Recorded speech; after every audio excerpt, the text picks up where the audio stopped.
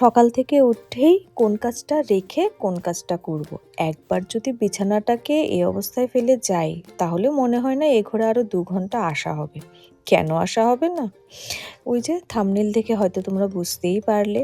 দাঁড়াও, এবার আজকের দিনের কি রুটিন মাঠ থেকে একটু শুনে নিই। ধূপকাঠি মোমবাতি দেখাইবা আর একটা মিষ্টি ইয়োটার ভিতরে দিয়ে দেবা। মিষ্টিটা একটা মিষ্টি নিবা এনো মিষ্টিটা ইয়োটার ভিতরে ইয়ে হয়ে যাবে। আসলে মা চান এবার ছাদ ঢালাইয়ের সময় নিয়মটা যেন আমি আর ওই করি, সেটাই মা বলে দিচ্ছিলেন। আর এই দেখো বালি রাখার জায়গা নেই, ওই জন্য এই নিচে নামার করিডোরটার সামনেই রাখা হলো কিছু। আর কিছু বালি দাঁড়াও তোমাদেরকে দেখাচ্ছি। মানে কোনো জায়গার আর বাকি নেই। যে জায়গাটাতে ওর বাইকটা থাকে সেখানে ভর্তি, এখানে পাথর, এখানে সিমেন্টের বস্তা, সকাল থেকে কাজের দৌড়োদৌড়ি। Hello, good morning, welcome to রূপকথা.in। বারবার বলতে গেলে .inটাই চলে আসে। আসলে তোমাদের সঙ্গে কখন যে কথা বলবো সেই সময়টাই করে উঠতে পারছি না। স্নান করে সোজা চলে এসেছি, সিঁদুরটা পরে যাব ঠাকুর ঘরে। ঠাকুর ঘরের কাজ ছেড়ে তারপর ওখানে ঢালাইয়ের ওখানে, হ্যাঁ তোমরা থাম্বনেল দেখে বুঝতেই পেরেছো আজকে কি বাড়িতে। তো ওখানে যাব, গিয়ে যা যা নিয়ম আছে সেটা করে নেব। আর মা বলেছেন এবার নাকি আমি আর ও নিয়মে থাকতে, তো সেটাই। ও এখন স্নান করে নেবে, আমি আপাতত যাই ঠাকুর ঘরে। না গেলে এখন না গেলে প্রচন্ড দেরি হয়ে যাবে।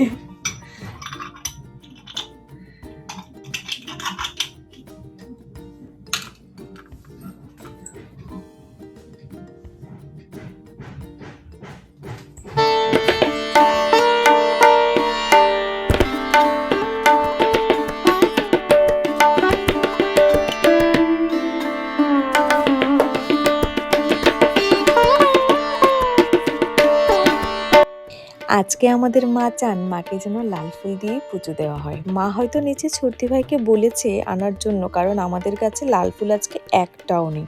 আসলে ছাদের ওই পাশটায় কাজ চলছে তো কিছুদিন ধরে, গাছগুলোর যত্নও সেরকমভাবে করা যাচ্ছে না, তারপরে ফুলটাও অনেক কম। আর শীতকালের ব্যাপার বুঝতেই পারছো, ফুল কম্পারেটিভলি কমই ফোটে। তো ছর্দি ভাই ফুলটা নিয়ে আসতে আসতে আমি এখানে সমস্ত যোগাযন্ত্র করে ফেলি। আসলে আগে ওইখানে ছাদের কাজটা শেষ হবে, তারপরই তো ঢালাই শুরু হবে। আর এইখানে দেখো মিষ্টি, সোনা, রূপা, একটা ঘিয়ের প্রদীপ, ফুল, কয়েন সব কিছুই আমি নিয়ে নিয়েছি। চলো এবার নিচে কাজটা শুরু করি।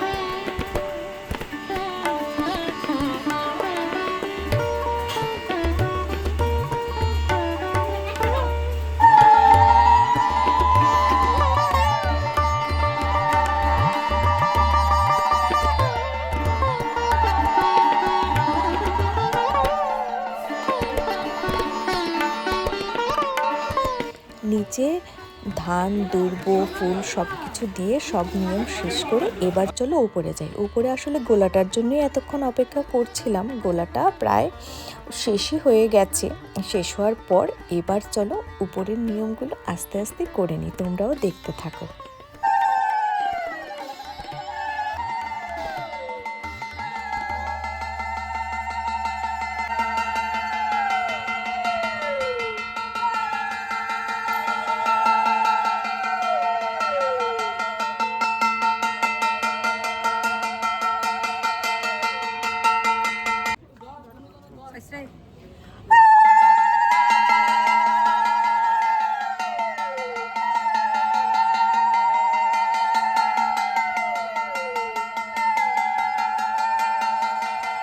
আমাদের ওই বাড়ির ছাদ ঢালাই হয়েছিল যখন আমি ক্লাস 9-এ ছিলাম। তখনই ততটা বুঝতে পারিনি বাবা মার মাথায় টেনশনটা ঠিক কিরকম ছিল।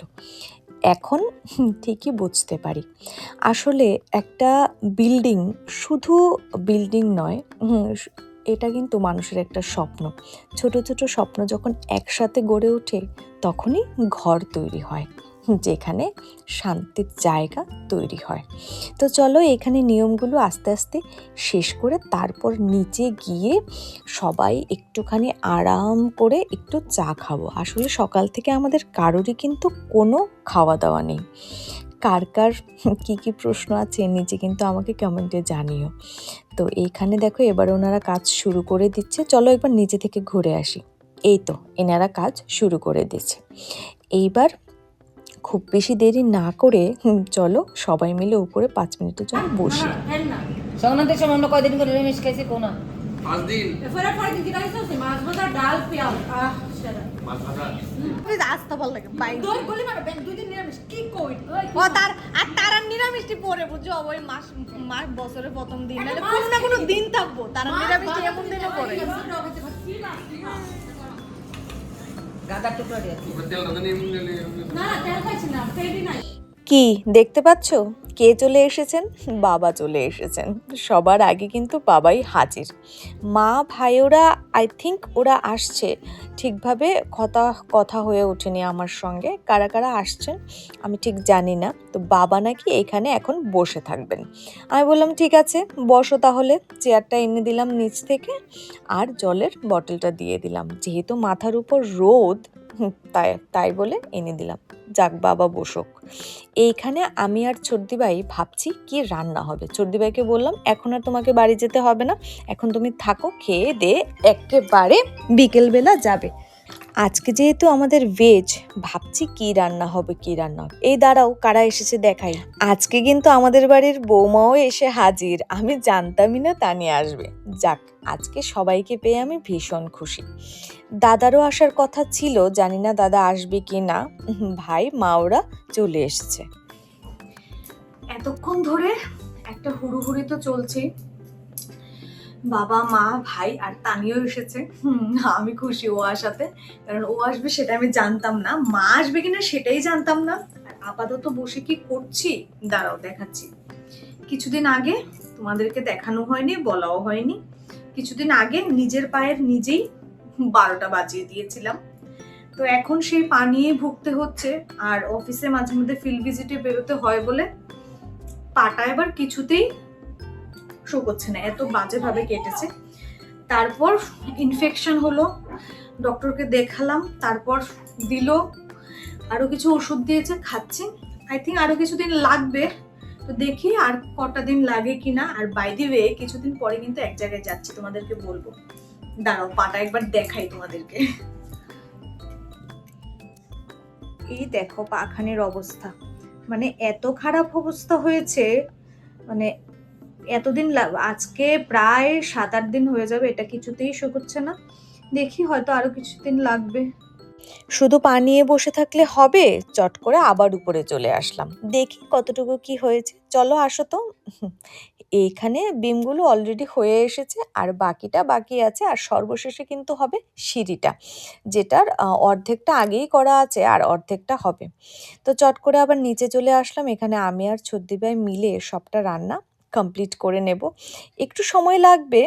আর আজকে যেহেতু নিরামিষ, তো দেখি কি কি করা যায়, সবই দেখতে পাবে।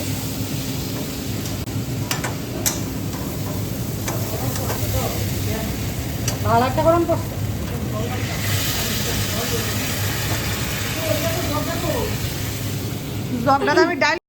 আজকে না মায়ের আবার ডক্টর আছে, ওই জন্য মা বাবা তানি আর ভাইকে খাবারটা আগেই দিয়ে দিলাম, কারণ ডক্টরের টাইম তো বলা যায় না।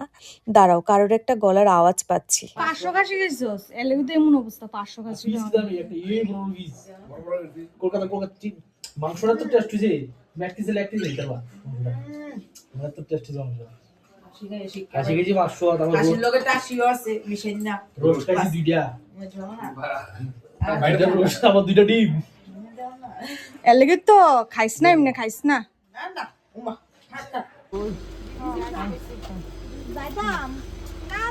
বয়ে যাও গাড়ি বয়ে যাও আমি যাইগা এমন তো নিরামিষ লাভ নাই যাও আদি যাও গো যাইতাম গা এতক্ষণ খাইছিও না তোমার লাগে বইয়ে দিছে তুমি তো যাইতাম না হ্যাঁ এটার কথা হ্যাঁ হ্যাঁ জলের বোতল আসেনি আরে একটা বোতল দিছে না আজকে যে সবাইকে একই সঙ্গে পাবো সেটা ভাবিনি। যাই হোক, সবাই চলে গেল আর এইখানে সবার খাওয়ার একবার ব্রেকফাস্ট দেওয়া হয়েছে আর এইখানে লাঞ্চটা প্যাক করে নেওয়া হয়েছে। চলো এইবার উপরে যাই, তোমাদেরকে পুরোটা আমি মন ভরে দেখাই। সবাই চলে গেছে, বাড়িটা একটু নীরব, ওপরটা কিন্তু আরও ফাঁকা লাগছে। যাই হোক, কেমন হয়েছে বলো তো? এখন ছাদটা না এতটাই ডিস্টেন্স, মানে এইখানে দাঁড়িয়ে যদি তুমি কথা বলো ওইখান থেকে কিন্তু শোনা যাবে না, সেটাই আমরা সকলে মিলে কথা বলছি। আর এখন মায়ের পুজোর সময় কিন্তু ভীষণ সুবিধে হয়েছে, এক জায়গাতেই সবটা করা যাবে।